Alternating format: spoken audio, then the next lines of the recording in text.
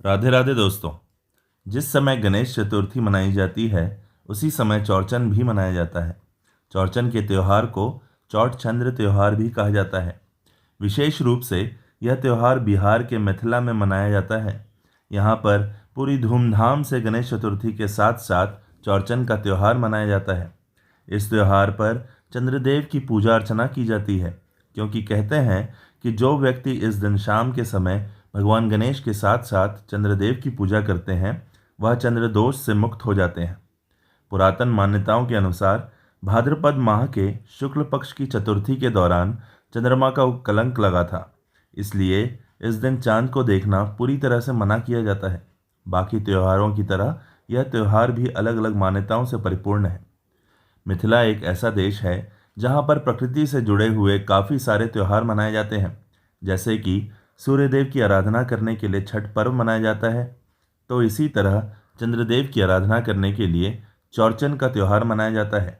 इस त्यौहार की महत्वता इसलिए है क्योंकि कहते हैं कि चंद्रदेव की पूजा करने से व्यक्ति झूठे कलंक से बच जाता है। कहते हैं कि इसी दिन यदि चंद्रदेव की पूजा अर्चना की जाए तो चंद्रदेव प्रसन्न होते हैं और व्यक्ति की सभी मनोकामनाएं पूर्ण करते हैं। आइए अब जानते हैं कि चौरचन त्यौहार से जुड़ी कथा क्या है।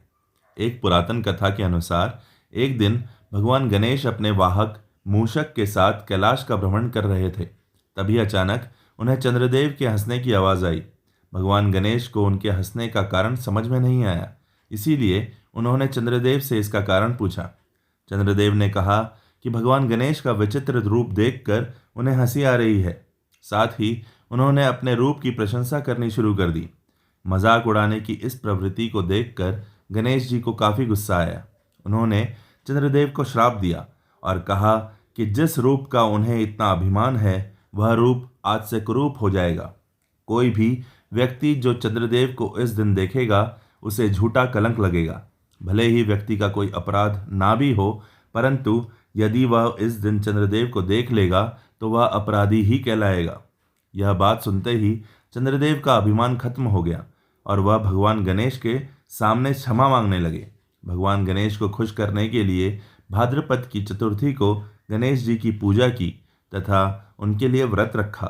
भगवान गणेश जी के लिए चंद्रदेव को पश्चाताप करते हुए देखकर भगवान गणेश ने चंद्रदेव को माफ़ कर दिया और कहा कि वह अपने श्राप को वापस तो नहीं ले सकते, परंतु वह इसका असर कम कर सकते हैं।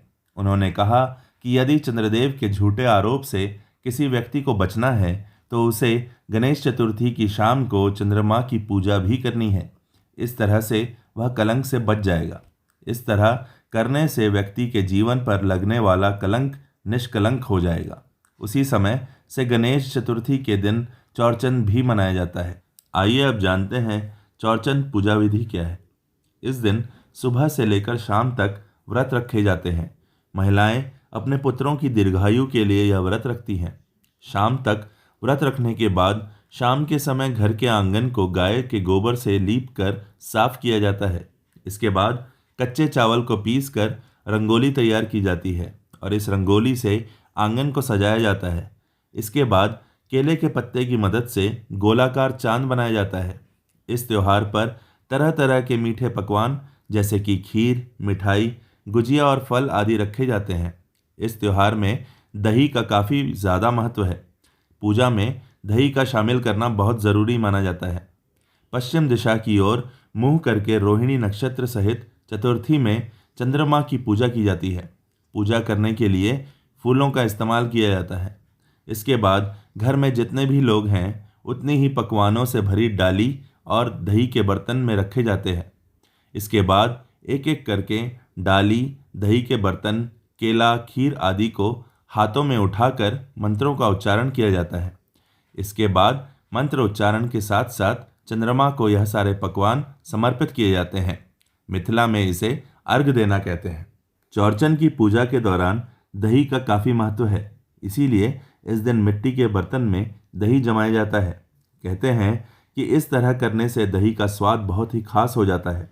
इसी दही के पूजा के दौरान इस्तेमाल किया जाता है। इसके अलावा बांस के बर्तन में विशेष खीर तैयार की जाती है जिसका भोग चंद्रदेव को लगाया जाता है। तो आइए अब जानते हैं कि चौरचन 2023 में कब मनाया जाएगा। चौरचन 2023 में 19 सितंबर मंगलवार के दिन मनाया जाएगा। आशा करता हूँ कि चौरचन पूजा से संबंधित यह जानकारी आपको पसंद आई होगी। आगे भी ऐसी ही और जानकारियों के लिए हमसे जुड़े रहिए और कहते रहिए राधे राधे।